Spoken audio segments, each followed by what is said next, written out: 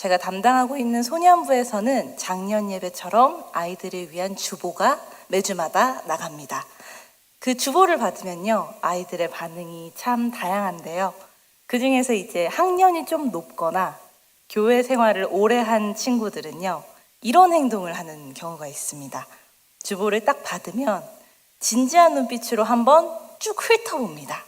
그 다음에 뭔가를 딱 발견해요.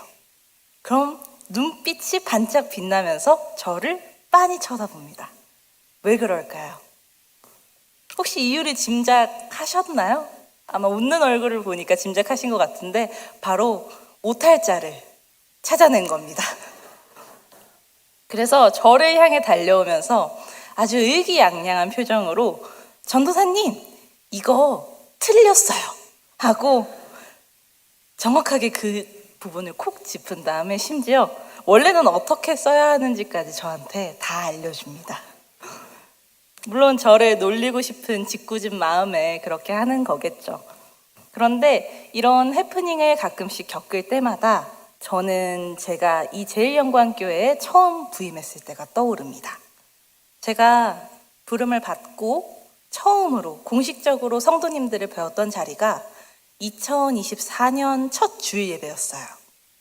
그때 주보에 제 이름이 처음으로 실리면서 화면에 제 이름도 송출이 되고 앞에 나와서 성도님들께 정식으로 인사도 드렸던 시간이 있었는데 예배를 마친 후 바깥에서 가볍게 인사를 나누는 시간이 되었습니다. 제가 성도님들께 처음으로 공식적으로 인사를 드리는 상황이다 보니 가장 긴장하고 떨리던 그 순간에 제일 먼저 예배당을 나오신 한 성도님들께서 이런 말씀을 하셨는데 저는 그게 잊혀지지가 않더라고요. 아마 사역을 하는 내내 잊혀지지 않을 것 같습니다. 안녕하세요. 새로 오신 소년부 전도사님이구나. 반가워요. 이런 말이 아니라 전도사님, 주보에 이름 오타난 거 보셨어요? 이러시더라고요. 그래서 제 이름이 다 아시겠지만 정선혜인데요. 그때 주보에 아마 김경민 전도사님과 헷갈리셨던 것 같아요. 김선혜 전도사라고 적혀 있었습니다. 근데 당시에 저는 긴장한 상태였다 보니 주보를 그렇게 유심히 보지도 않았고 인사드려야 한다는 생각만 머릿속에 가득하다 보니 너무나도 예상 밖의 답변이어서 뭐라고 답변을 드려야 할지 몰라서 그대로 굳어버렸어요. 그랬더니 이제 아주 명랑한 목소리로 제가 제일 먼저 알려드린 거예요 하면서 가시더라고요. 그때 당시에 이제 인상착이라던가 얼굴은 아무것도 기억이 나지 않는데 그 발랄하고 명랑했던 목소리만큼은 정말 또렷하게 기억이 납니다. 그리고 그날 내내 주보에 제 이름이 오타났다는 소리만 한 5번은 넘게 들었던 것 같아요. 그래서 가끔 소년부 아이들이 제게 그렇게 짓궂게 말을 할 때마다 아이는 어른을 보며 자라는구나. 아이는 어른의 그림자를 밟으면서 자라는구나 라는 생각이 종종 듭니다. 소년부 아이들 사랑합니다. 여러분은요, 아이들을 보면 혹시 어떤 생각이 드시나요? 저는 아이들을 보면 너무 귀하고 소중한 마음도 들지만 한편으로는 안쓰럽다는 마음이 듭니다. 학교나 또래 집단에서 나는 기독교인입니다 라고 고백해도 하나 도움되지 않는 세상에서 살아가는 우리 아이들. 그럼에도 불구하고 살아가면서 친구들에게 교회 가는 것을 삶으로 보여주고 드러내야 하는 우리 아이들. 세상이 너무 빠르게 변해서 제가 주일학교 학생이었던 10년 전과는 너무나도 많이 변해버렸습니다. 제가 아버지가 목사님이시거든요. 그래서 예전에 아버지가 개척하신 모교회에 다닐 시절 누리라는 이름을 가진 초등학교 저학년 아이가 있었습니다. 주일학교 출석을 했었는데 매주마다 누리를 데려다 주시는 누리 아버님이 사계절 내내 반바지에 쪼리 차림으로 오셨던 기억이 나요. 목사님이 저희 아버지께서 조심스럽게 늘 여쭤보셨습니다.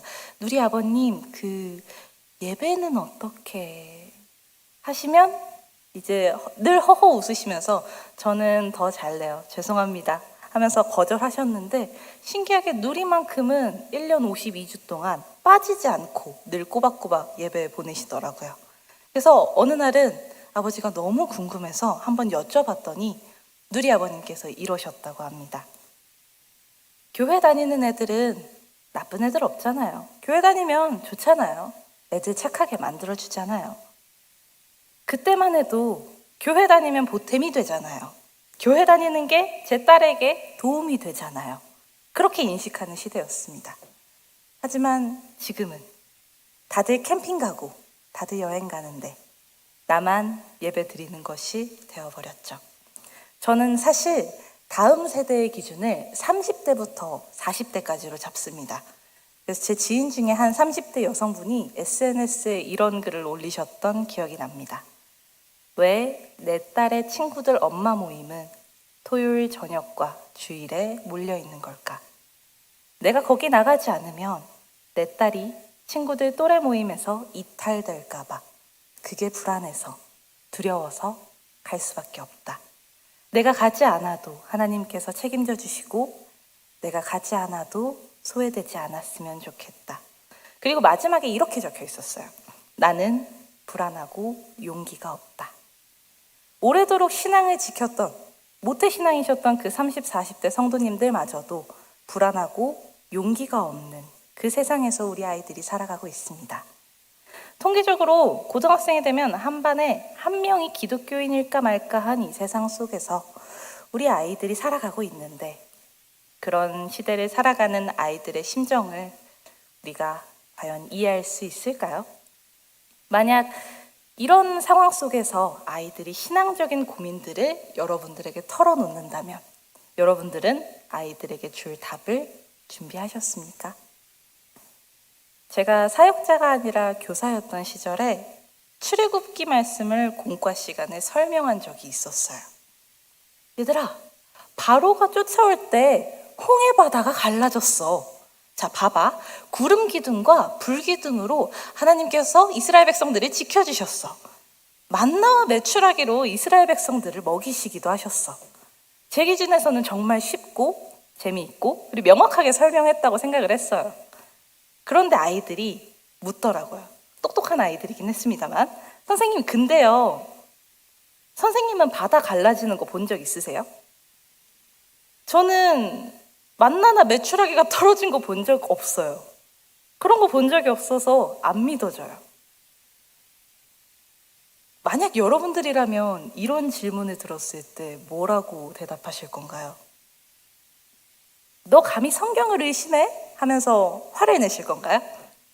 저는 아이들의 그 고백을 듣고 그 말씀이 믿어지게 우리 함께 기도하자. 그렇게 말하는 것으로 어찌저찌 마무리를 지었었는데 가슴 한켠에 그 질문이 참 오래도록 남았던 것 같습니다. 아이들에게 믿음을 주지 못했던 게 너무 미안하더라고요. 그러던 중에 성경을 읽다가 오늘 말씀을 발견하게 됐습니다. 무릇 하나님께로부터 난 자마다 세상을 이기느니라. 세상을 이긴 승리는 이것이니 우리의 믿음이니라. 이 말씀을 보면서 저는 수많은 성경 속에 곧바로 두 사람의 얼굴을 떠올렸습니다. 바로 에스더와 모르드게. 왜 하필 그들이 떠올랐을까요? 조용하네요. 소년부 아이들은 이럴 때 곧바로 질문이 날아와서 그런 분위기에 익숙하다 보니 좀 놀라운데 에스더서에는요. 기적이 등장하지 않습니다. 성도님들께서도 잘 아시다시피 우리가 잘 알고 또 쉽게 생각하는 하나님의 초자연적이고 놀라우신 그 기적과 그 역사하심이 에스더서에는 단 한 줄도 등장하지 않습니다. 하나님을 향한 믿음 때문에 하만에게 절하지 않던 모르드게와 그 하만의 계략으로 인해 이스라엘 백성들을 살리기 위해 생명을 걸고 왕 앞에 섰던 그 에스더의 이야기가 우리처럼 우리의 삶처럼 평범한 사람들의 이야기가 담겨 있죠. 어쩌면 우리보다 더 힘든 상황이었을지도 모릅니다. 바벨론에 포로로 잡혀와서 자신이 어느 민족인지 말하는 것조차 두려워해야 하는 그 소수민족으로 살아가던 이스라엘 백성들의 아픔이 에스더서에는 담겨 있기도 하니까요. 하지만 우리는 이미 그 반전의 결말을 알고 있죠. 에스더와 모르드게가 하나님을 믿고 자신이 있는 자리에서 용기를 내자 보이지 않는 하나님께서 그들의 삶에 역사하셨던 바로 그 결말을 우리는 압니다. 유다 민족을 멸절시키려 했던 하만이 죽임을 당하고 이스라엘 백성은 큰 구원과 승리를 경험하고 하나님의 은혜가 아니라면 설명할 수 없는 그 놀라운 기적을 경험하게 되는 이야기. 믿음의 사람, 하나님을 붙드는 사람이 결국 승리한다는 이야기. 그것이 성경이 말하는 에스더와 모르드게라는 평범한 사람들이 우리에게 보여주었던 하나님의 놀라운 이야기입니다. 그래서 그 믿음을 통한 그들이 누렸던 불임절 축제의 기쁨이 우리 아이들과 그리고 성도님들의 삶 가운데도 있기를 주의 이름으로 축복합니다. 그리고 오늘 말씀을 삶 속에서 실천한 성경 속에 또 한 사람이 있죠. 우리 아이들의 두려움과 불안함까지도 해결해 주실 수 있는 분, 바로 예수님입니다. 우리의 믿음은 예수님께서 주시는 사랑에서 비롯된 것입니다. 그리고 예수님께서는 우리에게 서로 사랑하라고 명령하셨습니다. 서로 사랑하라는 명령이 신약 성경에 11번이나 나온다는 사실 알고 계셨나요? 예수님께서 직접 3번이나 말씀하셨고 바울도 3번이나 부탁하였고 베드로가 1번 그리고 요한이 4번이나 권면했습니다.